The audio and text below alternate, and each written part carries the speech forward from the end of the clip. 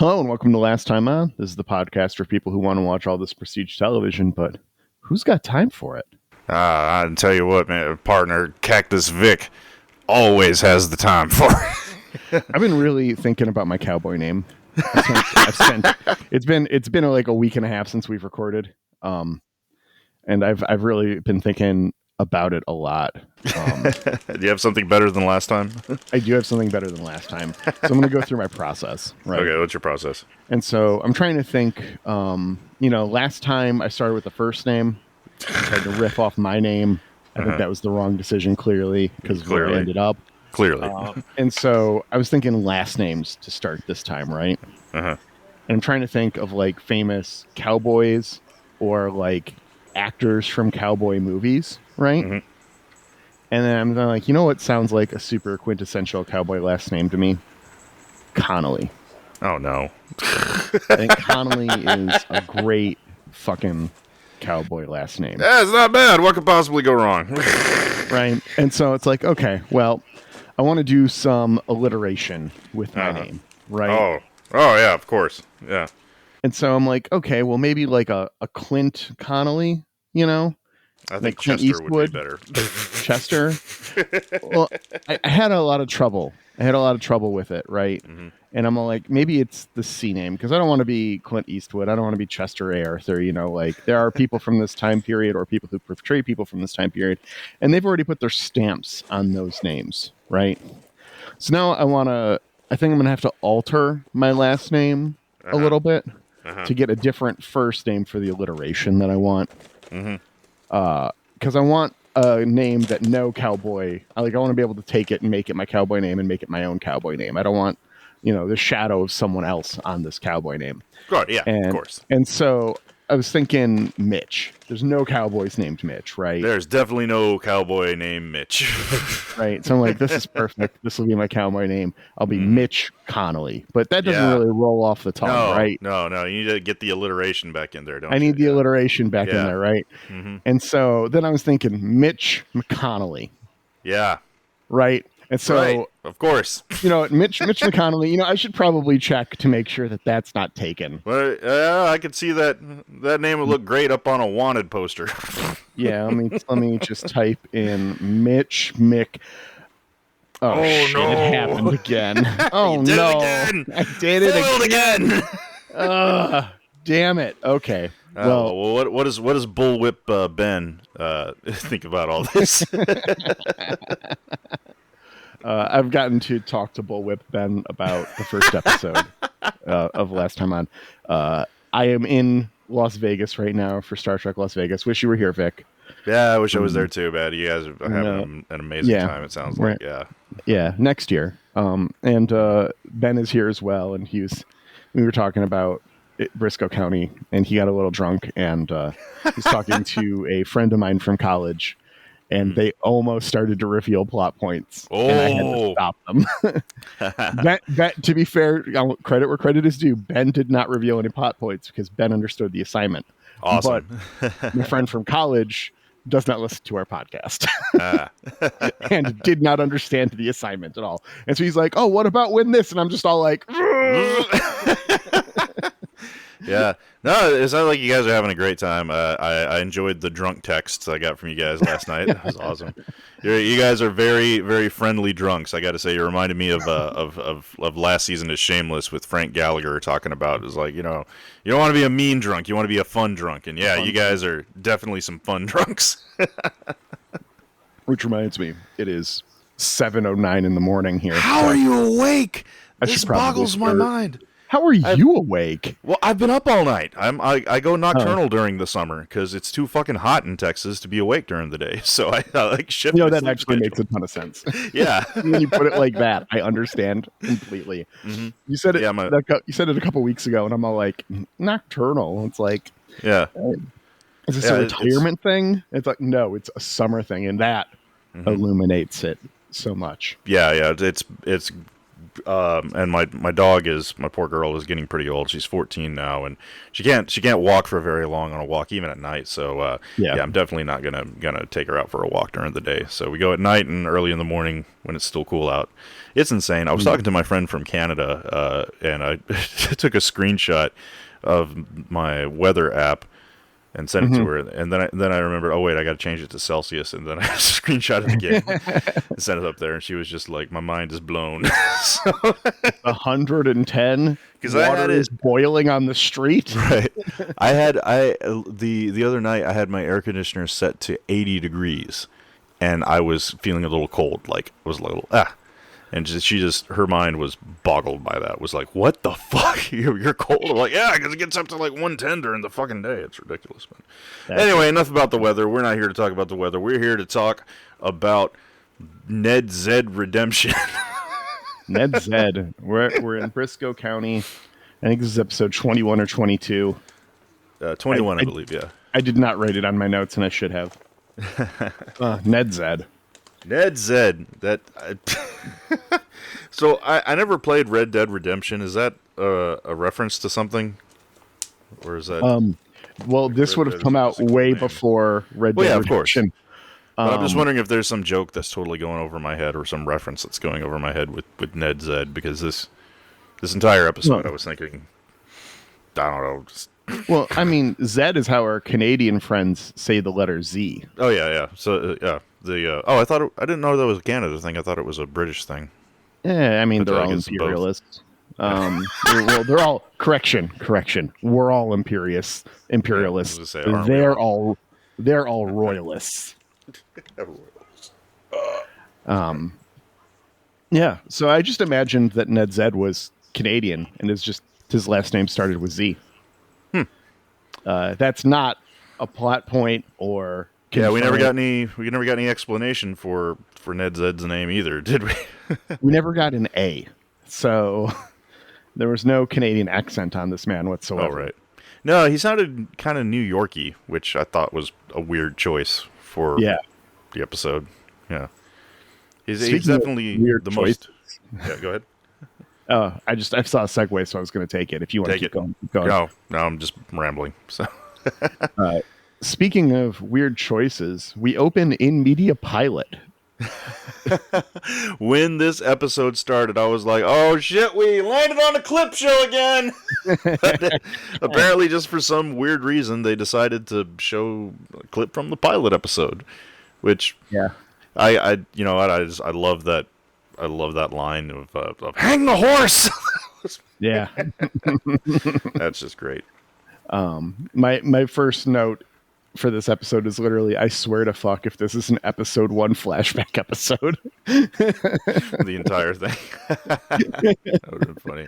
I've seen Clerks animated too many times. Oh. Yeah. I forgot the boy's name and his dad who were there in the... Or did they even get names? I don't think they did. If they did, I didn't write them down. Yeah, so we got Boy and his dad on a fishing trip, staying out at a hotel somewhere in the Old West. And Boy is up late past his bedtime reading a dime store novel about Brisco County. Yep. Yeah, he's reading the pilot. And it immediately cuts into the story of Ned Zed after starting with the pilot, which is not how things happened. I wish I remembered how much things happened in the pilot from this first couple of scenes, if this was reshot or just stock footage. I'm pretty sure it's the exact same. I mean, it's stock footage. There's no way they're going to go do that whole thing again. Get all the actors together. No way. Yeah. Because there was a lot of extras in that. So it's true. Yeah. Too much money. Yeah. Man, I appreciate that the chapter names are still around too. I do like the chapter names. Yeah.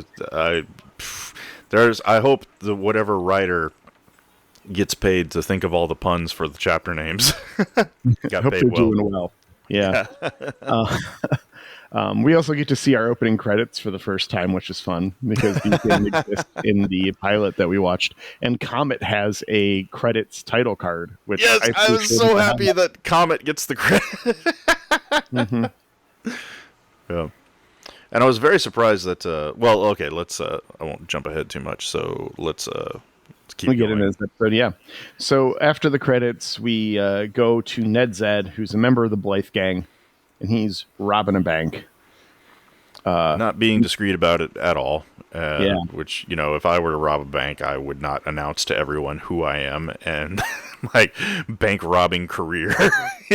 Explain color. Yeah. So but he goes in and lets everyone know that this bank is being robbed by Ned Zed. Did you clock this guy? Ned Zed? Ned Zed. I did not. Who is he? Ned Zed is a minor league brat packer. A brat packer? Yeah, so you know the Brat Pack. Like I know the Rat Pack. I was not familiar. Was not aware that there was a Brat Pack. The Brat Pack is the group of actors that were in a ton of John Hughes 80s teen movies. Oh. And that like collective group is just kind of like a generation of Hollywood. Your Molly Ringwalds, I think your Robert Downey Jr. counts. Yeah. Really? Yeah, so this guy is Casey Ciensko. I probably pronounced that wrong. His biggest role is in Back to the Future. He was one of the goons, wasn't he? One of Biff's gang goons. He is exactly correct. He is one of Biff's goons. He is the goon in the past who wears the 3D glasses. His character name was 3D. Okay, that makes total sense now. Once we get done with this, I'm going to have to see if he was also in Back to the Future 3, because that would have made this perfect. He was in Back to the Future 1 and 2, because he was a character in the 50s. Man. But he was, because we're legally not allowed to reference someone who is in this movie and not talk about it. He was in Young Guns. That's amazing. We keep landing on Young Guns, don't we? Yeah. It all comes back to Young Guns. This all takes place in the town of Mishap. If you didn't catch that, I did. Oh, I caught that. I forgot to Google whether or not that was an actual town. It's got to be a real town somewhere. I'm sure it's a real town out in California. Those miners. It sounds like a Nevada town for some reason to me. Like Mishap, Nevada. Socrates is here looking for an update from Brisco. And then Ned starts a hay wagon on fire as he is caught by Brisco. Well, first he makes he makes a big villain move, because I'm fine with him robbing the bank. It's okay. Yeah. It's fine. Rob the bank all you want.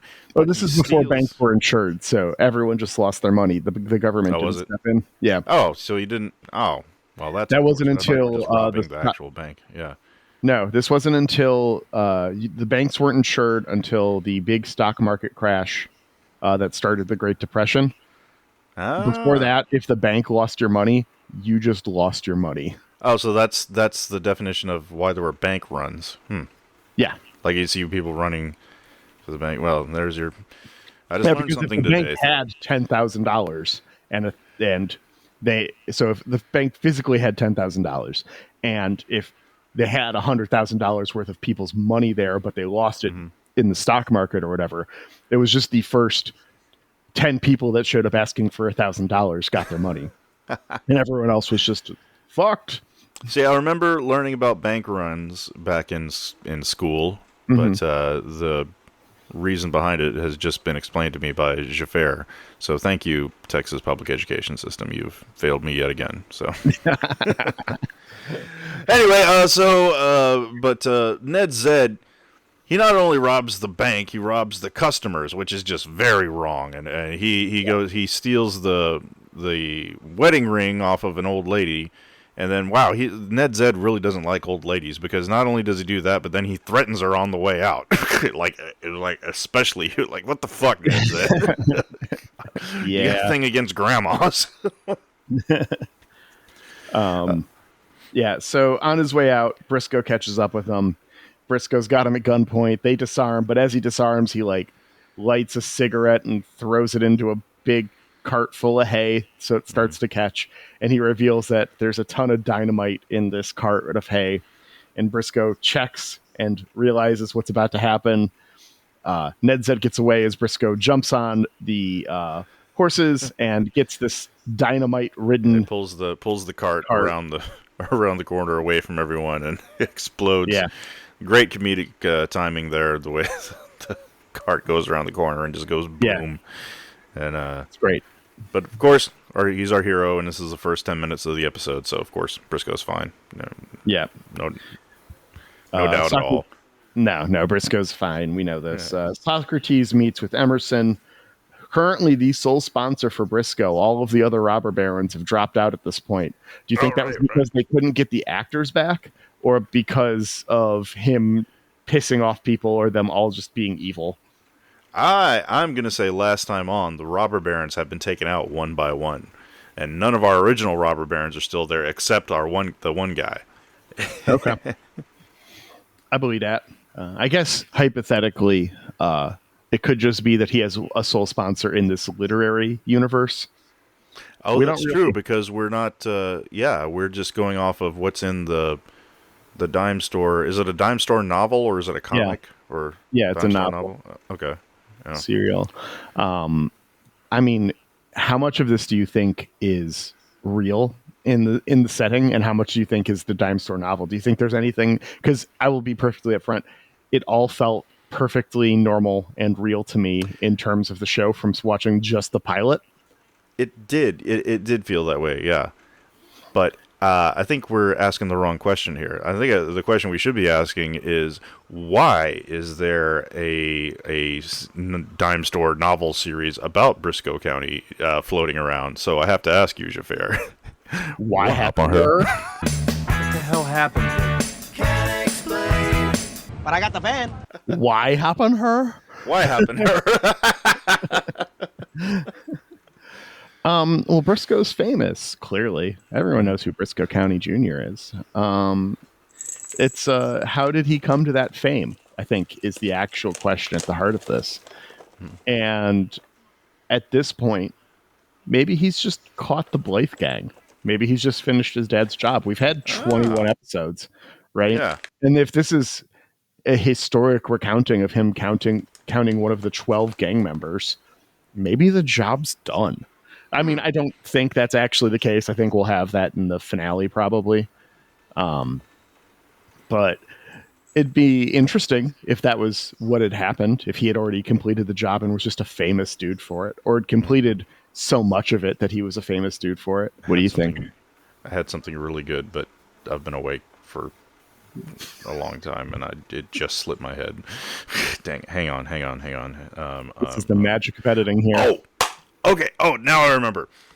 So I think, if you recall back to the very opening of this episode, it starts with the boy talking about how Brisco was about to be hanged because he cheated a poker game. Mm-hmm. And the dad says, "Oh, that's not right. Brisco would never cheat. I am going to say the truth is Brisco always cheats at poker. And he's got a lot of poker debts all over the states and the territories. So this whole dime store novel series is a big propaganda piece. So he's spreading the rumor that or making him the legend that he never cheats at poker, when in reality he has a steampunk card printing machine up his sleeve that he uses in all his card games to cheat. But no one ever suspects it because of his legend status. It's like, that's the thing of his character, is Brisco never cheats, but in reality he is the biggest cheater in the West. I love that. Okay, I'm here for it. All right, so Brisco gets the nice bed when he rolls into town. He's like, it's a room, you got to share it. There's a nice bed and a shitty bed. Oh, yeah, and the hotel that doesn't have any locks on the doors. I thought that was odd. A different time? I don't know. Yeah, you'd think there would be locks on the doors. I would think back then the Old West would have extra locks on the doors. Maybe there isn't because there's no point. For some reason, I can see this being a thing. I just don't know why, but like at hostels over in Europe, Like, I don't know. Whatever, I'm going to edit that out. That sounds weird. I'm Rooms tired. with like 20 people. Yeah. Yeah, just come and go as you please. That sort of thing. Who knows? I don't know. There aren't enough keys. There's more beds than keys. Yeah. But anyways, he gets up there, and of course, Bowler is in the nice bed. These two have the best fucking chemistry. I'm wondering if I would love it if it happens every single episode that they just happen to run into each other. That they're not actually traveling. He's just like, I'm so tired of you, but this is the way he looks up at him. Brisco? They are like BFFs in this episode. They really are. They're so close. And I have to wonder if that is, once again, our Doorschtien. Our Dormstein. Dormstein. Look, it's 7 a.m. That's my favorite drinking German heavy metal band. I was drinking all day yesterday. I'm already drinking this morning. LTO Vegas edition. Vegas, baby. A Dime Store novel. Doorschtien.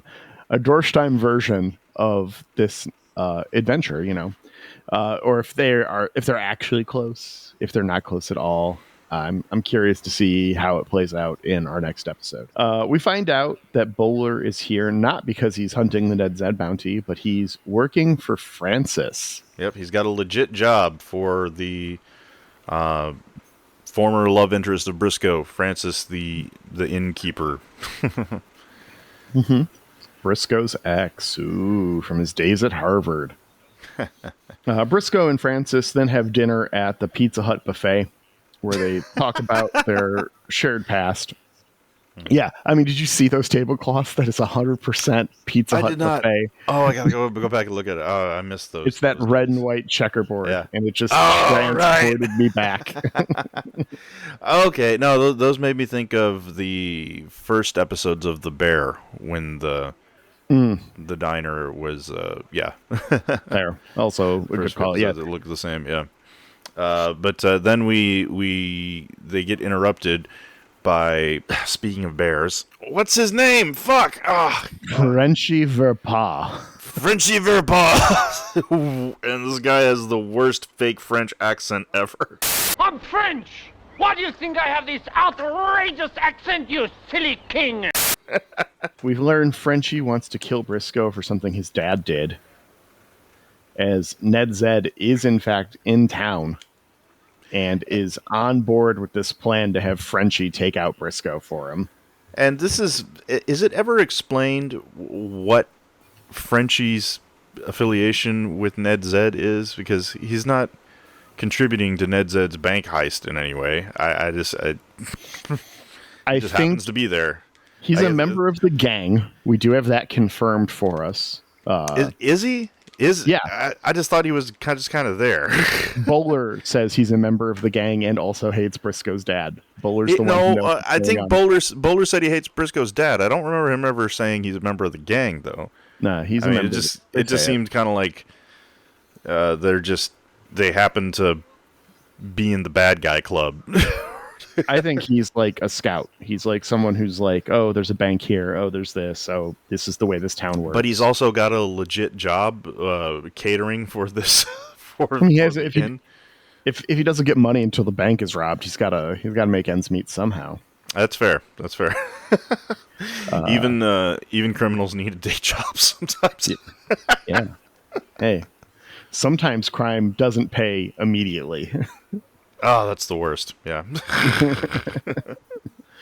We find out why Frenchie Verpas is named as such and why he hates Brisco's dad.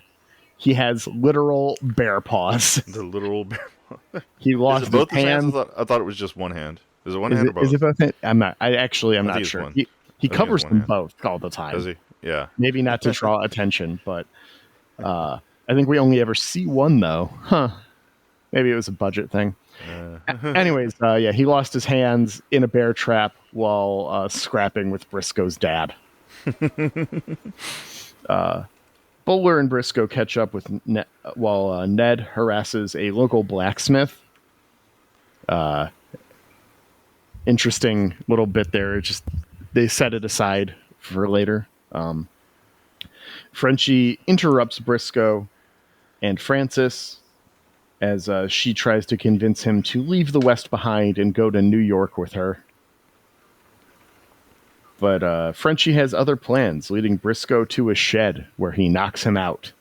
Ah, yes, yeah. And then we get Bowler explaining to Francis that her caterer is one of Brisco's mortal enemies. Mm-hmm. Or at least Briscoe Sr.'s mortal enemies. Oh, man, and then I should have made this a prediction because I can't believe it's such a great Old West trope of... it's happened twice now of the hero being tied up in some kind of death trap. I mean, it happened in the first episode with him being tied up on the train tracks, and now we get the buzzsaw. About to slice Brisco in half. And like any good villain, both Frenchie and Ned Zed tie up the hero and then leave the room. Yep. Well, we don't want to witness this totally gruesome death that's about to happen. Mm-hmm. Listen, if there are any future villains out there listening, look, make sure and stick around until the deed is done, okay? Unless for some reason you're capturing me. If that's the case, please leave immediately. Explain every minutia detail of your evil plan. Leave a set of lockpicks in the room on accident, and then peace out. Whatever, Xhafer. You're the villain. You're the villain in the story. And I'm not leaving the room until the job is done. Yeah. Anyways, Brisco wakes up tied to the slog, about to go through the mill. He stops the sawmill with his mouth. He grabs the emergency stop handle. And Francis makes it there just in time, not to save him, but to untie him. Yeah. I like Briscoe's little freak out there. Be like, what's happening? I have nightmares about this forever. This was terrible. This nice and realistic. I hate it when heroes are just just another Tuesday. Like, no, this was bad. This was bad even for me. They can run into Bowler right after they leave here. He's in the middle of a gunfight. They go and get Frenchie. They fight around a bunch of bear traps. And Frenchie gives up the deets on Ned Zed. We cut over to find out the role of Iron Man, which was vacated by Robert Downey Jr. last week as he took over for Dr. Doom, will now be played by Ned Zed. Ned Zed and his fucking Wild West power armor that he has on there. Yeah. I appreciated that. I wish they would have done it a little more, but I liked how when Ned Zed was in the power armor, he had the thing where his voice was all talking like this. Yeah. I wish they would have done that a little more, but made that a gag. Be all just like, we can't hear you. What are you saying? Well, Fred, give it back. I told the money in the front. That would have been. I was hoping for that. But anyway, he has his machinery gun. Yeah. Besides the helmet, he is just welded and riveted into this thing. The blacksmith says that he will have to cut him out of it when he's done. Brilliant. Ugh, that's a bad day. You know that thing smells horrendous. Oh, yeah. So the bank robbery starts with Ned Zed in his Mark Zero armor. Tony Stark was able to build this in a cave! And the Pinkertons, who are there to help defend the bank, peace out immediately because Pinkertons are fucking useless. Are Pinkertons the rent-a-cops of the Old West? Is that what they are? Yes. Okay. Yes. The Pinkertons were a private organization that are the precursor to the FBI. Oh, are they? Oh, okay. Or the CIA. You know what? Ben loves going on a good anti-Pinkerton rant. So Ben, I'm sure in the future when you listen to this episode, you're gonna drop it in the Discord, explain it all to us. So, save it, Ben. Save it. We'll do the recap episode, and you can tell us all about the Pinkertons then. Fill in the gaps that my Texas public education system has done, which is a reoccurring thing on this podcast for me. Everything I know about the Pinkertons I learned from Red Dead Redemption 2. So. Oh, nice. Anyways, back to Ned Zed. Yeah, he gets his machined gun out. Brisco literally pulls the rug out from under him during this bank robbery, which I really liked. And they retreat to the vault where Socrates locks them in. Nobody outside this vault has the combination. This is going to be a real problem. Lord Bowler arrives just in time to get a fist to the dick. A metal fist to the dick. Bad day for Bowler, man. But he's shown off as such a badass that anyone else would have. He stayed standing the entire time. So hey, yeah, good for him, I guess. Really not the case. Ned takes the payroll because he can't get in the bank vault to rob it. So he takes Bowler's payroll and rides off. As Comet gets them out of the safe. Favorite part of the episode, man. I love Comet saving the day here. Comet is superhero. It was such a long setup for such a stupid joke. Talk about Comet had to dial the number twice or dial the combination twice, and everyone else is like, "Oh my god, your horse is amazing." He's like, "It's not that amazing. It took him 2 tries." Such a lame joke, but it made me laugh so hard. It's so good. Yeah. So Brisco rides off, and we see Ned riding with a couple of guys, and one by one, Ned's horse gets exhausted because he's in this giant suit of armor. Yeah, the poor horse, dude. It just made my back hurt thinking about it with all the massive metal fucking power armor breaking the poor horse's back. I mean, my back just always hurts, so I didn't notice a difference. But he ends up trading horses like 4 times when it starts to slow down until it's just him and his gang is gone. And his gang betrays him at every turn as Brisco catches up with one of them, and they're like, he went that way. Mm-hmm. That was a good gag, too. He didn't even have to ask the second guy. He's like, you went that way. Yeah. Listen, future villains out there, treat your goons well. Your goons will sell you out in a heartbeat if you don't treat them well. But after this, Vic, I believe you scored some points because Brisco lassos Ned off of his horse. Oh, he did, didn't he? Finally! Yes! Redeemed! I was happy for you. Yeah. I knew it was going to happen. I felt it in my heart. Yeah. Awesome. Ned ends up in 4 bear traps. 4 bear traps, yes. Yes. Very well and done. Then we cut to Bowler and Brisco, where Bowler encourages Brisco to go with Francis. Live that life, Francis, settle down. But Francis is a heartbreaker. Yeah, she's already moved on. Already, this is Wild West was before the days of Tinder. Yeah, you just.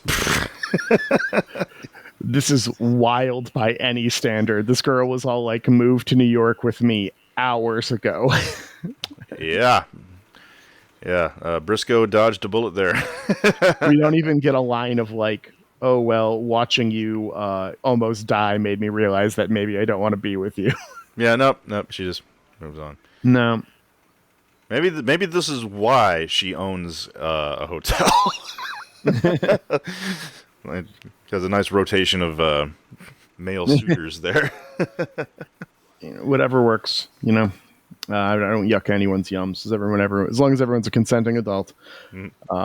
So Brisco and Bowler ride off into the sunset. But our this episode doesn't end there. Nope. We go back to our framing story where there's a knock on the door of this dad and his son as Brisco and Bowler are there. Because they got the wrong room. And that's the end of our episode. All right, so hey, Xhafer, on a scale of 1 to 6 shooters, how would you rate this episode? 1 to 6 shooter shot. Shooter shot, yeah. This was fun. I liked this episode a lot. Same here, yeah. I would easily give this a 5 out of 6. Yeah. I'm 100% going back and binging this start to finish as soon as we're done with our little experiment here. Yeah, it's been good. Yeah. And that brings us to our prediction time. Lincoln, what are you doing up there? Guessing? I guess no one's coming. I have seen into the future. You ruined the prophecy. Do we want to go over our previous predictions first? I don't have mine written down. I just... Wait, well, no, I do. Here they are. Never mind. I just gotta we scroll up. have to decide what episode we're watching. Oh, we're just... The finale right is to the finale. Yeah. The finale is a two-parter.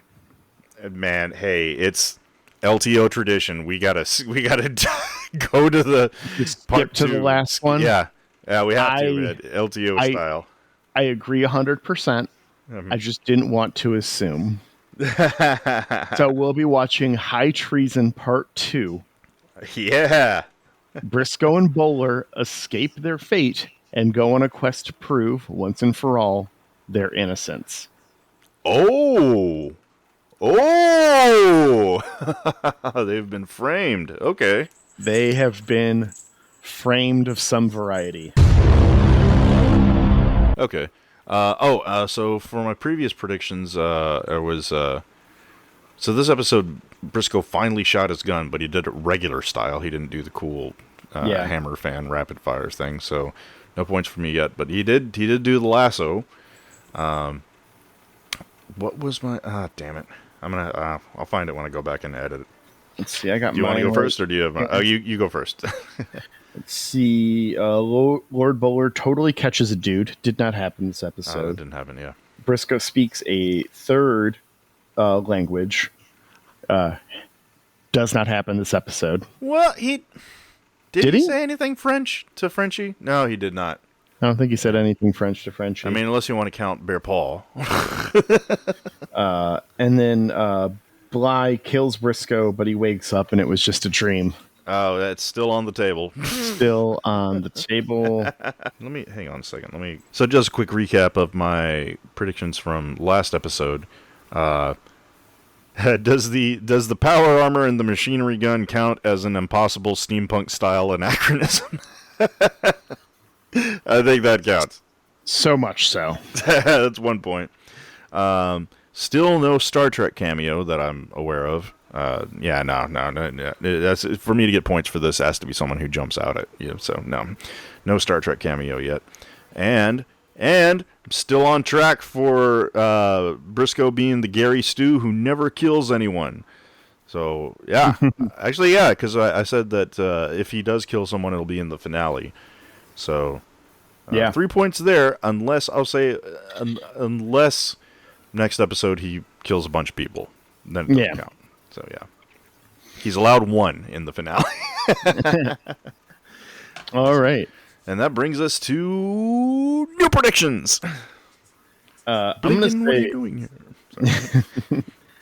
I'm gonna say Brisco has / will catch Bly before the end of the show.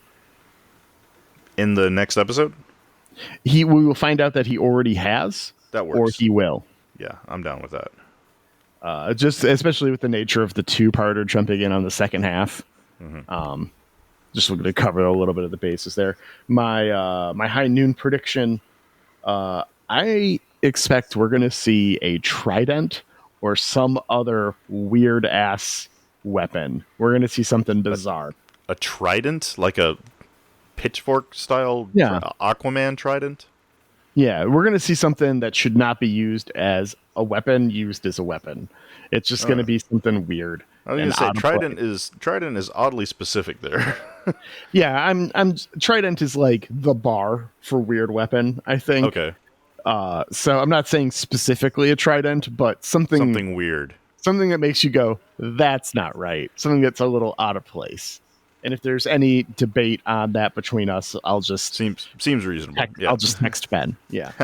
And then my primetime prediction: Socrates won't kill somebody. What? Socrates will or won't? Will kill somebody. Oh, Socrates okay. Get blood on his hands. Yeah, that sounds good.